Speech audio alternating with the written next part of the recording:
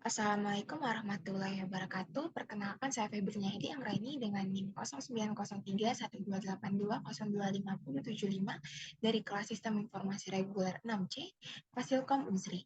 Pada kesempatan kali ini saya akan mempresentasikan mengenai ujian tengah semester Enterprise Resource Planning atau ERP yang diampu oleh Pak Fatoni STM MSI.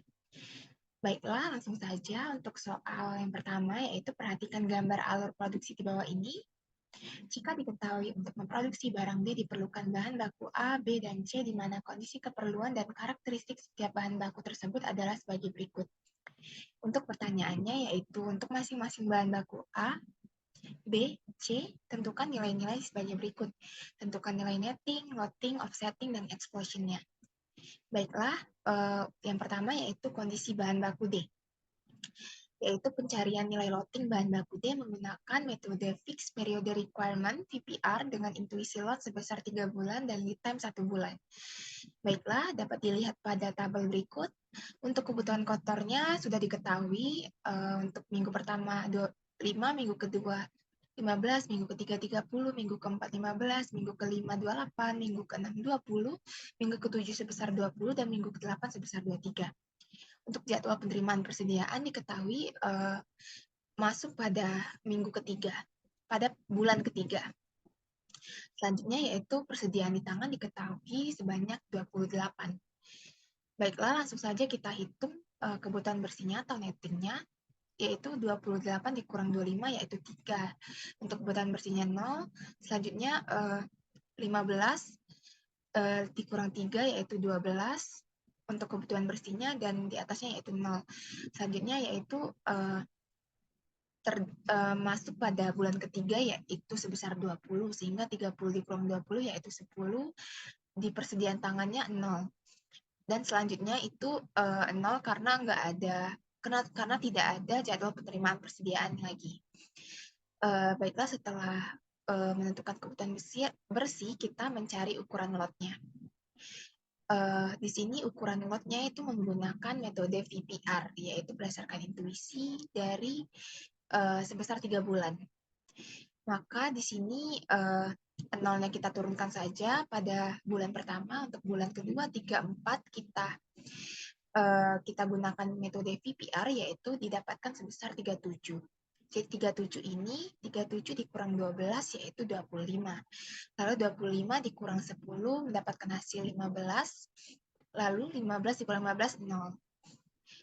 Jadi dengan menggunakan metode VPR ini, kita tidak perlu membuang-buang persediaan. Jadi persediaannya itu pas. Lalu selanjutnya yaitu periode 3 bulan berikutnya, yaitu di bulan kelima, 6, dan 7 didapatkan ukuran lot 68, sehingga 68 dikurang 28 menghasilkan 40, 40 dikurang 20 menghasilkan 20, 20 menghasilkan 20 yaitu 20 dikurang 20 yaitu menghasilkan 0 persediaannya. Selanjutnya yaitu di bulan berikutnya yang tersisa hanyalah 23, jadi kita menentukan VPR-nya yaitu 23 sehingga dapat hasilnya 0. Untuk offsettingnya yaitu dalam waktu 1 bulan, sehingga kebutuhan bersihnya harus sudah dipesan di minggu pertama, dimulai dari minggu pertama, yaitu dimulai di bulan pertama yaitu sebesar 12, dan di bulan kedua sebesar 10, di bulan ketiga sebesar 15, bulan keempat sebesar 28, di bulan kelima sebesar 20, di bulan keenam sebesar 20, di bulan ketujuh sebesar 23. Baik, selanjutnya kita ke kondisi bahan baku yang B, di mana bahan baku B ini membentuk produk D. Jika diketahui pencarian nilai loadingnya menggunakan metode Fixed Order Quantity atau FOQ untuk menentukan lot dengan nilai intuisi diketahui yaitu 45 dengan lead time-nya sebesar 1 bulan. Baiklah, dapat dilihat pada tabel. Untuk kebutuhan kotornya yaitu kita menggunakan explosion. Jadi diturunkan dari offsetting bahan baku D. Karena B ini tunggal, jadi langsung saja diturunkan yaitu 12, 10, 15, 28, 20, 20, 23, dan 0. Selanjutnya untuk jadwal penerimaan persediaan diketahui pada bulan kedua itu terdapat persediaan yang masuk sebesar 10, lalu bulan keempat sebesar 10, bulan keenam sebesar 20. Untuk metode FOQ ini nilai intuisi baiklah untuk persediaan di tangannya yaitu sebesar 18. Langsung kita cari untuk kebutuhan bersihnya. Untuk kebutuhan bersihnya ini 18 dikurang 12 menjadi 6. 6 ditambah dengan persediaan yang masuk yaitu 10. 16 dikurang 10 menjadi 6. Kebutuhan bersihnya 0, lalu lanjut ke 15. Ini kurang, jadi dimasukkan ke kebutuhan bersihnya dibutuhkan sebanyak 9. Selanjutnya masuk lagi di bulan keempat persediaan sebesar 20, jadi 28 dikurang 10 itu kurang. Untuk kebutuhan bersihnya dibutuhkan lagi 18. Lalu di bulan kelima sebesar 20, di bulan keenam yaitu masuk lagi sebesar 20 persediaannya, lalu berjumlah 0. Di bulan ketujuh itu kebutuhan bersihnya dibutuhkan sebesar 23. Lalu selanjutnya yaitu menentukan ukuran lot, yaitu menggunakan metode FOQ, yaitu dengan jumlah yang tetap, intuisinya 45. Jadi kita mulai hitung, kita mulai loading itu di bulan ketiga. Di bulan ketiga kita loading, kita masukkan angka 45, jadi 45 dikurang 9 yaitu 36. 36 dikurang 18 dikurang 18 dikurang 20 nggak bisa, jadi kita load kembali 45 aja, jadi 18 ditambah 45 dikurang 20 menghasilkan 43 di persediaan. Lalu di bulan ke-6 kita tidak ada kebutuhan bersih, jadi kita turunkan saja 43, lalu 43 kita kurang dengan 23 menjadi 20, lalu menjadi 20 di bulan ke-8. Untuk offsettingnya yaitu maju 1 bulan dari waktu lead time, sehingga kebutuhan bersihnya sudah mulai dipesan pada bulan kedua, bulan ketiga, bulan keempat, 5, 6, dan seterusnya. Baiklah, selanjutnya kita ke kondisi bahan baku yang C, di mana 3C ini membentuk produk T. Jika diketahui pencarian nilai loadingnya menggunakan metode load for load dengan waktu lead time-nya sebesar 1 bulan. Dapat dilihat pada tabel. Untuk kebutuhan kotornya kita turunkan dari offsetting dikali dengan 3. Jadi 9 dikali 3, 36, 18 dikali 9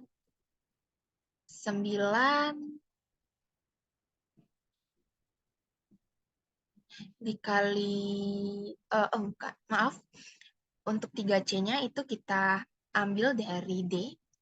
Jadi 12 dikali 3 yaitu 36, 10 dikali 3 yaitu 30, lalu 15 dikali 3, 45, dan seterusnya. Untuk jadwal penerimaan persediaan yang masuk, yaitu diketahui pada bulan kedua masuk sebesar 10, pada bulan kelima masuk sebesar 15. Untuk persediaan di tangannya, karena ini metode lot for lot, jadi persediaan di tangannya kita di gudang itu berjumlah 0. Untuk meminimalkan biaya penyimpanan. Lalu kita cari kebutuhan bersihnya, kita turunkan saja 36, lalu 30 dikurang dengan persediaannya, ya dikurang dengan persediaannya karena persediaannya itu kurang, jadi 20 dibutuhkan, jadi diturunkan 45, diturunkan 84, 60 terdapat persediaan, dikurang 15 menjadi 45, 60, 69. Lalu untuk ukuran lotnya, karena ini menggunakan lot for lot, maka kita tinggal turunkan saja menjadi 36, 20, 45, 84, 45, 60, 69, dan 0. Untuk persediaannya kita minimalkan karena untuk mengurangi biaya penyimpanan yang besar. Selanjutnya untuk biaya offsetting, untuk offsettingnya dengan waktu lead time 1 bulan, jadi maju 1 bulan, yaitu di periode sebelumnya, sebelum periode berjalan, yaitu di bulan ke-12. Dimulai dari 36, 20, 45, 84, 45, 60, 69 sampai ke bulan ke-6. Baiklah, selanjutnya ke kondisi bahan baku yang A, di mana 2A ini membentuk bahan baku 3C. Untuk kondisi diketahuinya yaitu di rata-rata kebutuhan dalam 8 bulan tersebut sebesar 450 unit dengan biaya pemesanannya sebesar 1.500 per pesan dan biaya penyimpanan 3.000 per unit per periode. Untuk penentuan loading-nya menggunakan metode EOQ dan lead time-nya yaitu 2 bulan. Lalu baiklah dapat dilihat pada tabel untuk kebutuhan kotornya karena ini 2A membentuk 3C maka 2 dikali offsetting dari 3C. 36 dikali 2, 72 di bulan ke-12. 20 dikali 2, 40. 45 dikali 2, 90 dan seterusnya. Lalu untuk jadwal penerimaan persediaan diketahui masuk pada bulan ketiga sebesar 15 dan bulan ke-6 sebesar 20. Untuk persediaan di tangan diketahui sebesar 22. Lalu kita cari untuk kebutuhan bersihnya. Seperti biasa 72 dikurang stok 22, 50. Lalu di kebutuhan bersih karena ini kurang, lalu 40-nya turun, 90-nya turun, lalu 168 dikurang 15 menjadi 153, 90, 120, dan 138 dikurang 20 menjadi 118. Lalu untuk ukuran lot itu menggunakan metode EOQ. Ukuran lotnya belum diketahui, jadi kita dapat mencarinya dari kondisi yang telah diketahui. Menggunakan rumus jika diketahui D ini adalah total dari kebutuhan jumlah dari kebutuhan bersih ini ditambah 50 ditambah 40 ditambah 90 ditambah 153 ditambah 90 ditambah 120 ditambah 118 yaitu 661. Lalu K ini adalah biaya pemesanan sedangkan H adalah biaya penyimpanan.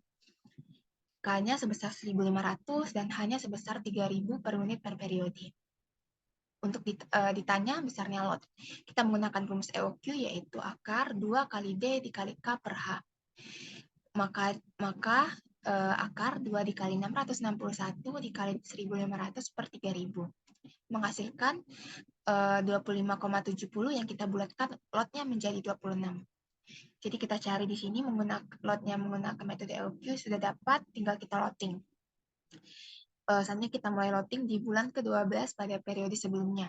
Jadi di sini di loading 26-nya 2 kali, karena jika 26 sendiri itu nggak cukup, menghasilkan 52. 52 dikurang 50 menghasilkan 2. Lalu kita load lagi 2 kali 26-nya di bulan ke-1, menghasilkan 52 ditambah 2 dikurang 40 menghasilkan 14. Lalu kita load 3 kali di bulan kedua yaitu menghasilkan 78 tambah 14 dikurang 90 menghasilkan 2. Lalu kita load 6 di bulan ketiga 6 kali 26-nya 156 ditambah 2 dikurang 153 menghasilkan 5. Lalu kita load kembali di bulan keempat sebesar 104 ditambah 5 dikurang 90 menghasilkan 19. Untuk persediaannya, sisa persediaan ini kita tambahkan lagi di bulan kelima dengan lot 104 dikurang 120 menghasilkan 3, lalu di bulan ke-6 kita lot kembali sebesar 5 kali untuk ukuran lot 26-nya 130 ditambah 3 dikurang 118 menghasilkan 15. Lalu untuk offsetting itu dalam waktu 2 bulan jadi maju 2 bulan ke depannya, yaitu di bulan 10 dan 11 di periode sebelumnya dibanding dengan periode berjalan.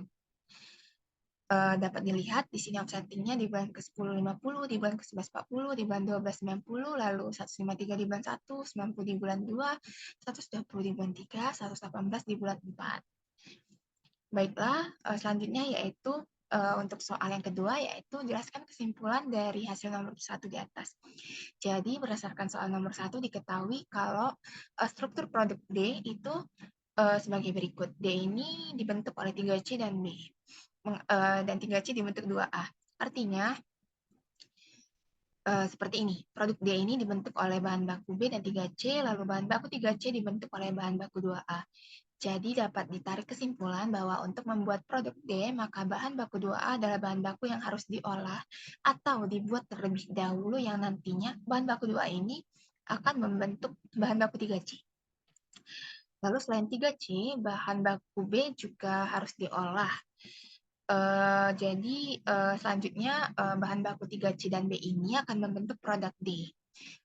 Berikut ini ada rinciannya. Yang pertama yaitu untuk membentuk bahan 2A, kita harus sudah melakukan rencana pemesanan atau offsetting di bulan ke-10, 11, 12 seperti yang sudah dibahas tadi pada periode sebelumnya dan bulan 1, 2, 3, 4 pada periode berjalan. Untuk memenuhi kebutuhan pada 2 bulan berikutnya berdasarkan lead time yang diketahui yaitu 2 bulan. Dimulai dari bulan 12, periode sebelumnya, dan bulan 1, 2, 3, 4, 5, 6 pada periode berjalan. Nah, metode yang digunakan untuk mencari bahan A ini yaitu Economic Order Quantity atau EOQ, yaitu metode yang digunakan apabila pola permintaan kebutuhan bersifat terus-menerus dengan tingkat kebutuhan yang konstan. Penentuan lot ini mencakup biaya pemesanan dan biaya penyimpanan yang berbanding terbalik, di mana ukuran lot selalu sama pada periode pemesanan yang berbeda. Dengan rumus sebagai berikut, EOQ sama dengan akar 2 kali total kebutuhan bersih dikali biaya pemesanan per biaya penyimpanan. Selanjutnya yaitu pada bahan baku 3C, kita harus sudah melakukan offsetting atau rencana pemesanan ini di bulan 12 di periode sebelumnya. Dan bulan 1, 2, 3, 4, 5, 6 pada periode berjalan untuk memenuhi kebutuhan pada 1 bulan berikutnya berdasarkan waktu lead time. Dimulai dari bulan 1, 2, 3, 4, 5, 6, 7 pada periode berjalan. Nah, metode yang digunakannya itu lot for lot, yang digunakan pada kondisi di mana pola kebutuhan ini cenderung berubah-ubah atau tidak teratur pada sistem produksi yang memiliki sifat setup permanen pada proses produksinya. Jadi dengan selalu memperhitungkan kembali perubahan pada netting, maka diharapkan tak ada persediaan di gudang sehingga biaya penyimpanan menjadi nol untuk perhitungan biaya penyimpanan yang sangat besar. Ini lot for lot ini yang tadi di kondisi bahan baku C. Untuk persediaannya yaitu 0. Lalu selanjutnya bahan baku B, kita harus sudah melakukan offsetting di bulan 2, 3, 4, 5, 6 pada periode berjalan untuk memenuhi kebutuhan pada 1 bulan berikutnya berdasarkan waktu lead time.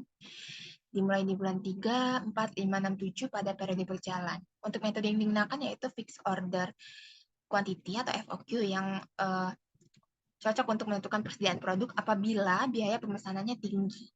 Jadi besarnya lot pada FOQ ini dapat dilakukan sesuai dengan keinginan, intuisi, faktor empirik, atau pengalaman dengan besarnya lot yang tetap, tetapi periode pemesanannya berubah. Ini metode FOQ pada bahan baku B tadi. Ini cenderung tetap, selalu tetap untuk ukuran lotnya, 45. Baiklah, selanjutnya yaitu pada produk D. Kita harus sudah melakukan offsetting di bulan 1, 2, 3, 4, 5, 6, 7 pada periode berjalan untuk memenuhi kebutuhan pada 1 bulan berikutnya berdasarkan waktu lead time. Dimulai dari ban 2, 3, 4, 5, 6, 7, 8 pada periode berjalan. Metode yang digunakan untuk menentukan untuk mencari produk D ini menggunakan Fixed Period Requirement atau PPR, di mana periode pemesanan ini dilakukan dengan intuisi dengan jumlah pemesanan didasarkan pada jumlah netting atau kebutuhan bersih pada periode yang akan datang. Yang berarti VPR ini membuat pesanan hanya pada periode konstan tertentu. Jadi apabila tak ada permintaan pada periode pemesanan, maka pemesanan akan digeser pada periode berikutnya. Ini struktur pada D tadi. Ini yang pertama. Nah, jika tidak ada pemesanan, ini contohnya di bulan pertama ini 0, jadi langsung digeser ke bulan berikutnya. 2, 3, 4. 3 bulan. Jadi seperti itu. Lalu selanjutnya ke soal yang terakhir, yaitu soal ketiga. Jelaskan perbedaan mendasar pengembangan sistem dengan pendekatan ERP dengan pengembangan sistem yang lain, dan berikan contoh di pengembangan sistem informasi layanan rumah sakit atau puskesmas. Jadi ada beberapa perbedaan mendasar mengenai pengembangan sistem dengan pendekatan ERP dengan pengembangan sistem informasi yang lain. Yang pertama yaitu one input multi process. Jadi di ERP ini kita belajar bagaimana membuat sistem yang komprehensif, yang artinya sistem ini membangun, membentuk, mengintegrasikan semua komponen pembentuk sistem. Sistem ERP ini harus dapat menjalankan prosedur-prosedur untuk menjalankan komponen sistem untuk mengotomatisasi proses, yaitu one input multi process. Satu kali input menghasilkan banyak proses secara real-time processing, artinya yaitu diproses saat itu juga. Jadi contohnya dalam rumah sakit yaitu sistem application and product in data processing atau biasa dikenal dengan SAP di Rumah Sakit Mitra Keluarga, yaitu SAP Healthcare. Jadi termasuk di dalamnya itu terdapat SAP Pasien Management dan SAP Care Clinical System. Jadi sistem ini dirancang untuk mendukung operasional rumah sakit secara end-to-end. Jadi dari ujung ke ujung, full lengkap fungsionalnya. Mulai dari layanan medis, pasien, farmasi, hingga ke keuangan. Data ini diproses secara real-time atau diproses saat itu juga dan memiliki record. Jadi misalnya ketika kita melakukan check up di rumah sakit, pasien akan melakukan registrasi dan secara otomatis informasi pasien ini akan tersimpan ke dalam sistem. Nah, sistem ini terintegrasi satu sama lain dan datanya dapat langsung diakses di satu tempat di mana user ini tidak ikut untuk campur tangan. Selanjutnya, otomatisasi proses, yaitu sistem yang melakukan pencarian jadwal praktisi dokter yang tersedia. Jadi setelah mendapatkan jadwal praktisi dokter yang tersedia, setelah selesai check up, jadi rumah sakit akan memberikan resep obat dengan memeriksa stok di dalam gudang obat berdasarkan sistem tersebut. Proses yang ada di dalam sistem tersebut. Lalu masuk ke bagian pencatatan untuk mengeluarkan biaya tagihan rumah sakit dan pengarsipan data pasien. Untuk perbedaan yang selanjutnya yaitu the best practice. Jadi di ERP ini terdapat modul-modul yang dikembangkan dan harus mencerminkan praktik terbaik. Yang paling terbaik yaitu the best practice dalam mengelola bisnis berdasarkan pengalaman para pelaku bisnis atau teori akademik. Atau dalam artian the best ini dalam komponen pembentuk sistemnya dan juga the best dalam prosedur, aturan, dan fungsi-fungsi yang ada di dalamnya. Jadi contohnya dalam rumah sakit, contohnya misalnya dalam rumah sakit Siti Khadijah, jenis pelayanan yang terbaik adalah rawat jalannya. Lalu pada rumah sakit Siti Fatimah, jenis pelayanan terbaik adalah pelayanan gawat daruratnya. Lalu pada rumah sakit Caritas, jenis pelayanan terbaik mereka adalah rawat inap. Nah, selanjutnya, dengan menggunakan pendekatan the best practice ini, semua yang terbaik dari masing-masing rumah sakit tersebut diadopsi dan diimplementasikan di misalnya rumah sakit Bunda. Nah, tentu saja hal ini membuat rumah sakit Bunda ini memiliki jenis pelayanan yang paling unggul, yang paling terbaik dibandingkan rumah sakit lainnya. Selanjutnya yaitu multi course. Jadi di ERP ini, sistem informasi ini ERP mendukung konversi mata uang secara real time. Contohnya misalnya pada sistem pembayaran di Rumah Sakit Stroke Nasional, terdapat fitur Product Outgoing Transfer atau OTR multi currency yang dapat diterima dalam 125 mata uang negara asing. Ya, manfaatnya yaitu kursnya berlaku dan diupdate setiap hari, full amount, dan menggunakan USD sebagai cover kiriman uang. Untuk perbedaan mendasar yang terakhir yaitu multibahasa. Jadi selain multi-course, sistem informasi ERP ini mendukung juga translate bahasa secara real-time. Jadi dapat digunakan di seluruh dunia. Contohnya misalnya rumah sakit yang ada di Indonesia dan Amerika menggunakan sistem ERP multibahasa ini untuk memudahkan dalam pemahaman, implementasi, dan komunikasi untuk sistem ERP sendiri.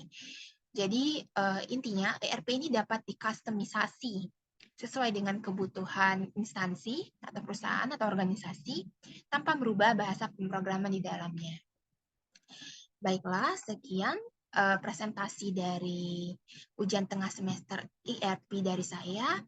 Mohon maaf apabila ada kekurangan. Baiklah, terima kasih atas perhatiannya. Saya akhiri. Assalamualaikum warahmatullahi wabarakatuh.